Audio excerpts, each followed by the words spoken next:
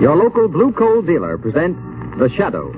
These half-hour dramatizations are designed to forcibly demonstrate to old and young alike that crime does not pay.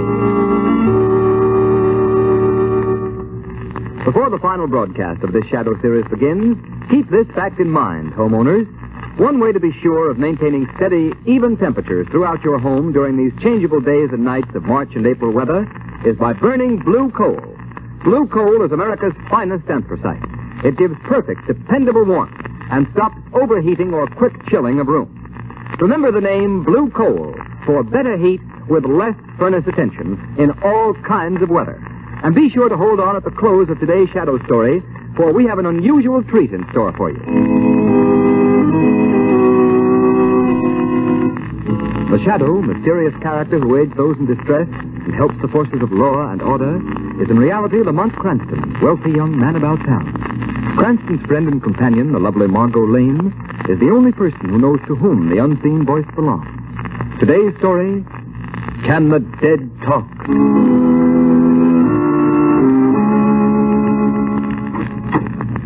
Oh, good afternoon, Miss Lane. Hello, Ames. Mr. Cranston in? Yes, Miss Lane. I want to... Hello, Margot. Hurry up, Lamont. We'll be late for Aunt Eliza's big charity benefit. She's been working on it for the last 6 months. Now, come on. No, all right. Get my coat, Ames, please. Yes. Honestly, Lamont, you're acting like a little boy who doesn't want to go to dancing school. You'd probably enjoy it. This man Bolton is supposed to be very good. Margot, I don't like mind readers. He isn't a mind reader. He calls himself a mentalist. Well, it means the same thing to me. Well, I understand he's fascinating. When he's not performing on the stage, he goes around exploding the myths of haunted houses and things like that. He doesn't believe in ghosts. Oh, my... Your coat, sir. My coat? Oh, yes. Thanks, Hank. Listen, Margot, I've got to be back at 6 o'clock. There's a polo match at the Armory tonight. Yes, I know. I've got a front row seat. And you needn't act like such a martyr.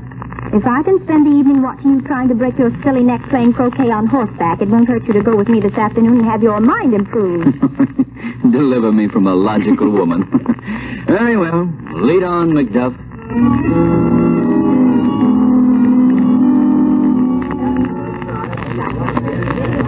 And now I will proceed with my next experiment. See, Lamont, I told you we'd be late. It started already. I'll sit back here and make this as painless as possible. Certain of you in the audience have written on the slips of paper that my assistant distributed questions you would like me to answer. Now, if you will concentrate on what you have written, I will try to get these questions by thought transference. But remember, you must concentrate. I must be in complete accord with your thoughts. I get the initials, E.K. Someone with the initials E.K. wants to know the date of her marriage. I think it was... Yes, I'm sure it was. March 24th, 1903. Is that right? Why, yes, that's right. Did you hear that, Lamont? He's marvelous, don't you think? That's an understatement. Oh, don't be so superior. Everybody, please concentrate. I cannot conduct this experiment in thought transference without sympathetic cooperation from my audience. Now I get the initials BDM. BDM wants to know the street, number, and city where he was born. The street is Walnut. The number 2124. The city, Philadelphia. Am I right? Gee, he got it. He's marvelous. How do you suppose he does it? Elementary, my dear Watson. Wait, please. Before I proceed further, I feel that in this room there is someone who is not only an unbeliever, but one who is distinctly hostile to me and what I am trying to do. There, Lamont, he must mean you. Nonsense. Probably part of it. I would like that person to attempt a little experiment with me. If he or she will think of something, some question, the answer to which is known to no one else, I will attempt to answer it correctly without the person having written the question down at all. If I can answer it correctly, it should prove to the skeptic that the transference of thought from one mind to another is completely possible. Nice trick if we can do it. You don't think it's possible, Lamont, huh? I won't say it's impossible, but it's certainly highly unlikely. Well, think of something and concentrate on it and see if you can get it. I will not. In the first place, you don't know that I was the one he was referring to. In the second place, even if I were, I wouldn't give him the satisfaction. You think of something that no one could possibly know but yourself. I'll bet you 100 to 1 he can't get it. Well, perhaps you're right. Quiet, please. Quiet. Someone in the audience is concentrating on the question, who is the shadow? Margot, did you think of that just then? Yes, but I don't know why. It just seemed to come into my head. Not you. I will answer that question. No, on second thought, I believe I will not give the answer after all. Unless I am very much mistaken, The shadow himself is present. And I don't believe this is just the time to remove his veil of secrecy. However, in case the shadow thinks this is merely a sham, I would like to inform him that within an hour, he will receive a cablegram from someone he never heard of. What do you suppose that means? I haven't the I faintest will now idea. proceed with the questions that have been written on the papers. Someone whose initials are LTZ wants to know the number of a license plate on his car. Oh, Lamont, let's get out of here. You can go if you like, my dear Margot. But I'm going to stay till the end. For heaven's sake, why? After the performance, I think the shadow will pay a little call on Mr. Bolton. I'm consumed with a burning desire to find out just what he knows.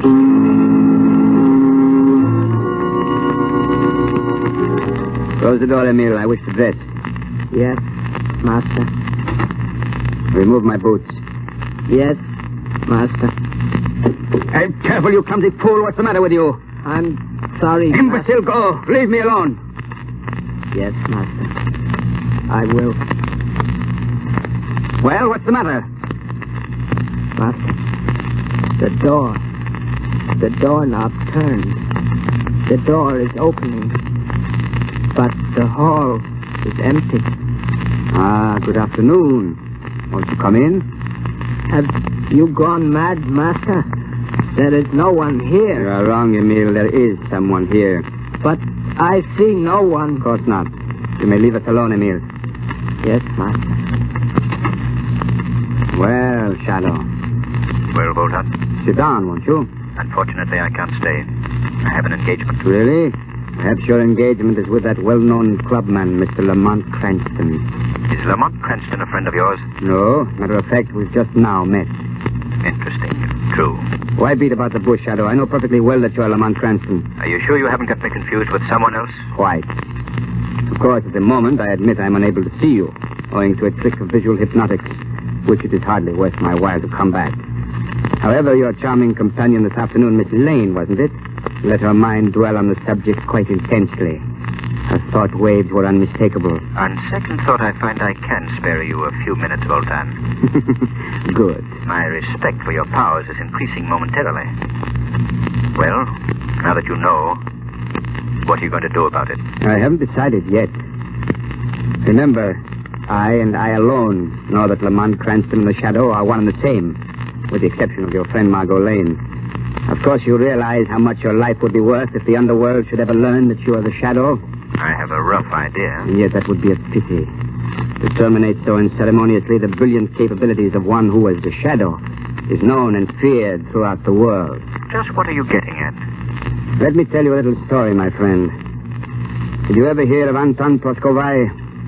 Anton Proskovai. The famous anarchist who at one time or another was kicked out of every country in Europe? That's the man. Well, the last I heard of him was some 10 years ago, when he was sent into exile.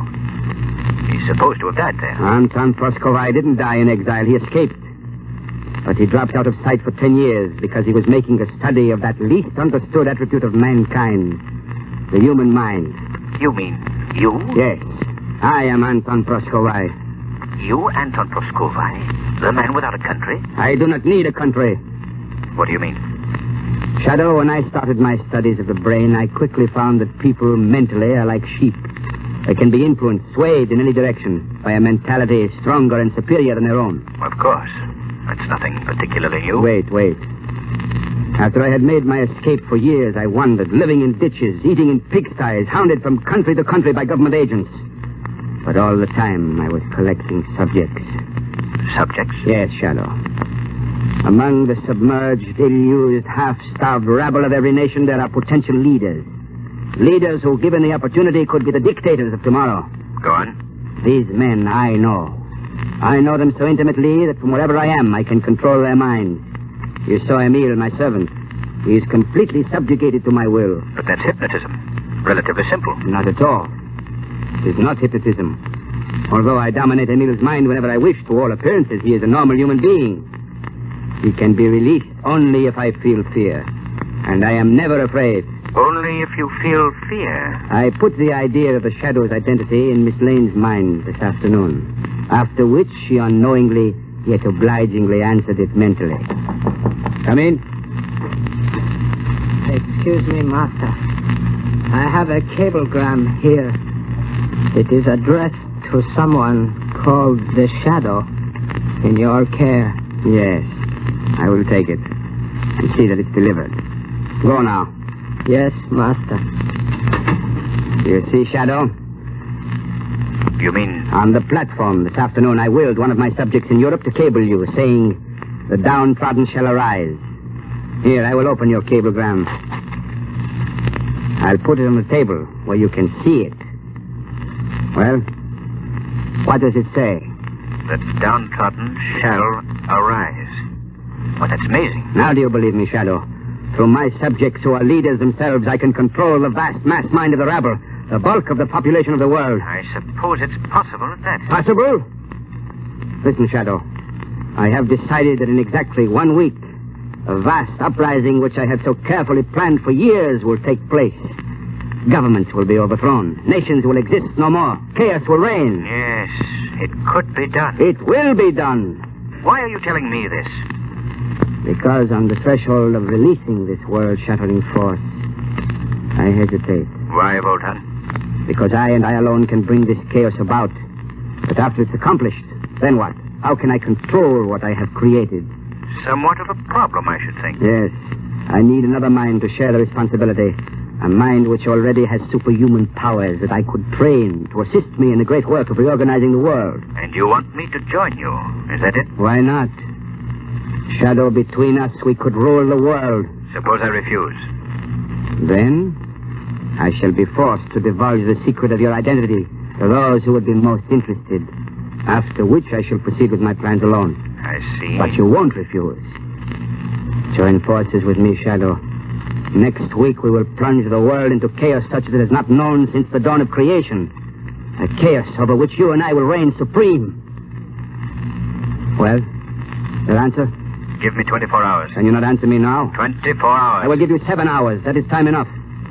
Come to me at midnight tonight. Where will I find you? You know the old Murray mansion in the slums over by the river? Of course. It's been boarded up for years. Supposed to be haunted, I believe. Haunted? Yes. That's why I use it for my headquarters.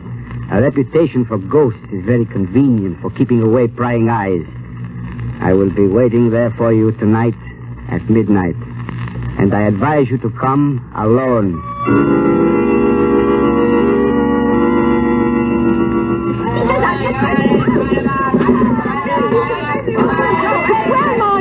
Lamont is really distinguishing himself tonight. I never thought that's right. I wish he wouldn't take such chances. He's not taking any more chances than we are, sitting down here in the front row. He's pretty close at these indoor polo matches. Close? Honestly, Margot, any minute I expect to look up and find a horse sitting in my lap. There goes Lamont again. He's got the ball. No, the backman is riding him off. What happened? Oh, Evelyn, what happened? No, I think Lamont's falling must have stumbled. Lamont's fallen off. The pony's running loose. Lamont's still on the ground. Here, help me over this barrier. I'm going to... Hey, stand back. Come there. Get a doctor. He may be badly injured. Here, you go. Evelyn. Oh, Evelyn, he's hurt. He's lying there so still and white. Lamont, speak to me. Margot, now take it easy. Here comes Dr. Carlson. Oh, thank goodness, he's Lamont's doctor. All right, stand aside, please. I'm a doctor. Oh, Dr. Carlson, thank God you've come. Do you think Lamont's hurt badly? And I can't tell yet. I'll have to examine him. Well, what is it? Tell me, can't you? Miss Lane, I'd rather do anything in the world than tell you this. Oh. Lamont Cranston is dead. Oh.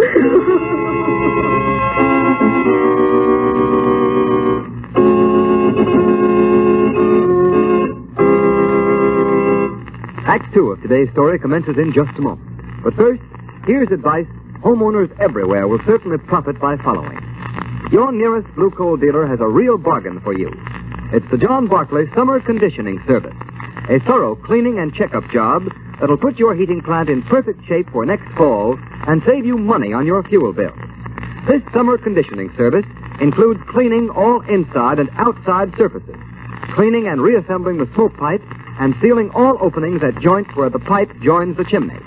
This service also includes a thorough check of all dampers, valves, pipes, and grates, plus the painting of all doors and surfaces. In fact, it gives you over 10 vital money-saving jobs that will improve the efficiency of your furnace, all for the price of one. It's worth $12.50, yet it only costs approximately $5. for the average-size home. So next month, or whenever you decide to let your furnace fire go out, get in touch with your nearest Blue Coal dealer. Let him give your home heating plant, whether it's steam, warm air, or hot water, a thorough summer conditioning. You'll save time, trouble, and money in the long run. And remember, too, if you want steady, more dependable heat in your home throughout the changeable weather of early spring, order Blue Coal. You'll get better heat with less furnace attention.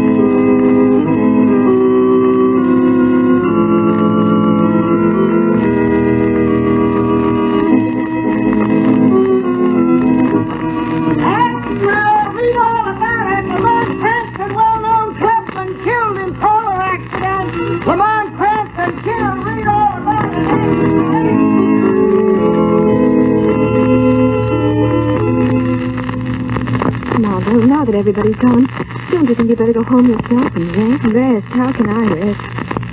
Oh, Evelyn, I can't believe it. I can't believe it, Lamont is really gone. No, I know, dear. Now, come on, Margot, I'll take you home. Oh, but there's somebody in the hall. Evelyn, don't let them come in here. I can't face any more people. It probably ain't. Come here, Margot, in this alcove. Nobody will notice you. I'm afraid I can't stand much. Just wait, sir. Mr. Cranston's death was a terrible shock to me. Are you an old friend of Mr. Cranston, sir? I don't seem to remember. Well, not exactly an old friend, but considering the length of our acquaintance, a fairly intimate one. Yes, sir. If you'll just step in here, sir, you may view that... Evelyn, that man. Who was it? No one I ever saw before. His name's Bolton. He's a mind reader. He gave a performance this afternoon at Aunt Eliza's charity benefit. Rather strange looking. But you know, Lamont did have some weird friends. He wasn't a friend of Lamont. I mean, I don't think he was. I wonder just... Very sad to see a man cut down in his prime. I beg your pardon. Miss Lane, isn't it? Why, yes. I thought so. May I tender my sympathy, Miss Lane? Thank you. I know how you must feel. Great pity.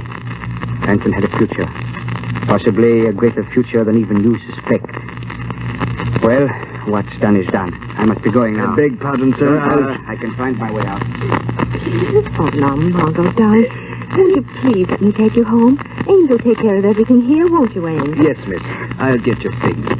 Oh, all right, Evelyn. I suppose there's nothing more I can do tonight. I'll go. Good. And I'm going with you, just to be sure you get there.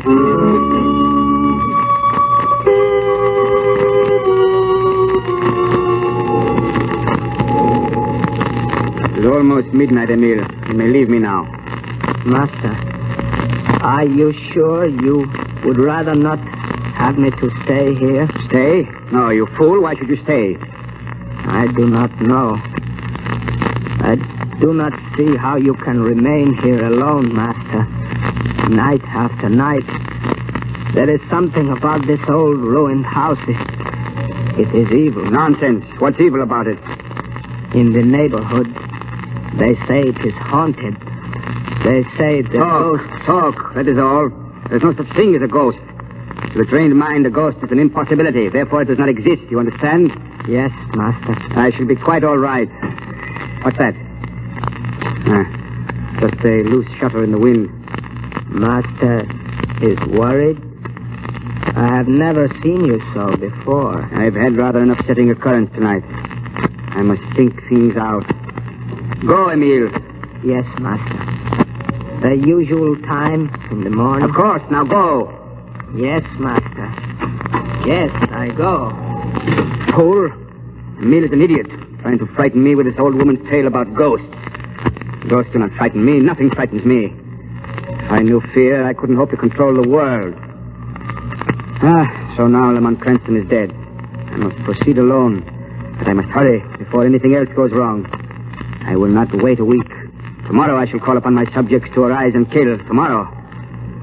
It's a pity the shadow is gone. He would have enjoyed it. I could have taught him so many things. What a magnificent conception. The shadow.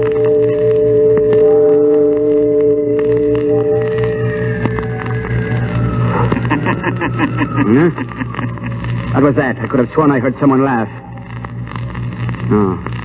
No one is here. No one could be here. Must have been in my mind. That's right, Bolton. In your mind. Who's that? Who speaks? Is it possible you don't know me, Bolton? When just this evening you claimed to be one of my most intimate friends? Shadow. Oh, his ghost? No. No, it's not possible. Really? With my own eyes, I saw you lying dead. I know. So thoughtful of you to call. Stop. It can't be you. It can't. You hear me, don't you? I'm imagining things. My mind is overstrained, that's all. The shadow is dead. You see, it's midnight, Bolton. I have returned from the spirit world to keep our appointment. Spirit world. There is no such thing. There can't be.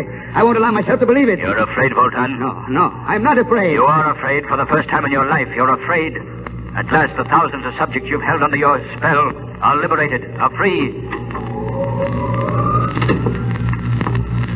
Who's there? It is Emile.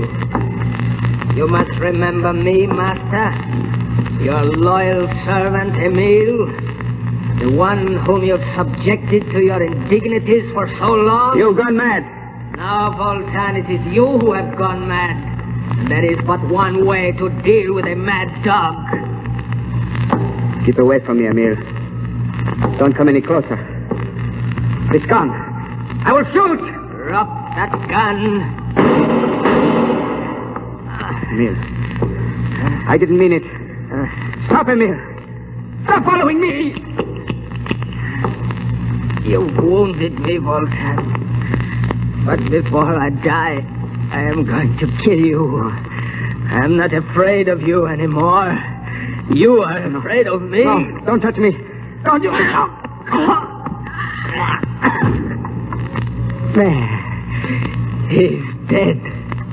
I am free. At last. Oh.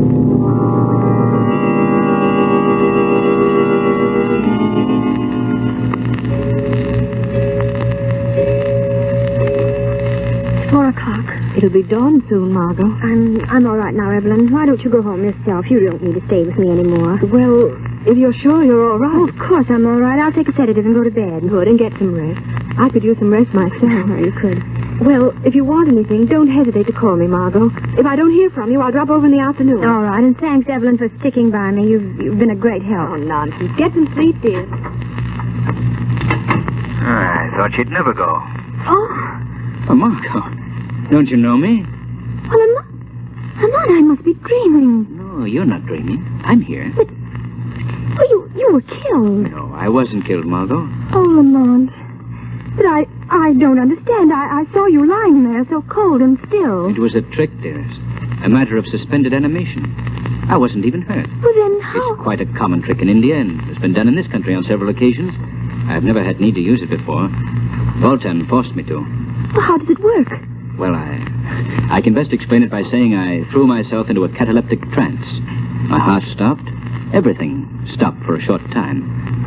I had even fooled Dr. Carlson. It'll be an awful shock to him when he sees me alive and well. You mean you did it on purpose? Of course, I had to. And you didn't tell me? I could tell no one, Margot. Oh, Lamont, how could you? I know what a shock it must have been for you, darling, but believe me, there was no other way. It was vitally necessary that Lamont Cranston should be thought dead, so that Bolton would keep his knowledge of the Shadow's identity to himself until I had time to figure a way out. But, Lamont, why didn't you tell me and spare me the suffering? I wouldn't have given you away. I didn't take the chance. Bolton might have read your thoughts. A sinister man, Margot, with some rather extraordinary mental capabilities. Would it surprise you to know that he had perfected plans for a world revolt? He had? You mean he... Yes. Bolton is dead. As the ghost of the Shadow, I faced him tonight in a haunted house. When he thought his mental powers were going back on him, he shot his servant, who very conveniently strangled Bolton before he died, too. How terrible. Oh, I don't think so, Margot. There's quite enough unrest among nations today without the machinations of an insane mental genius. Yes, I think the world will be a great deal better off without Mr. Bolton. It's a pity that others with a like capacity for stirring up trouble can't meet the same fate.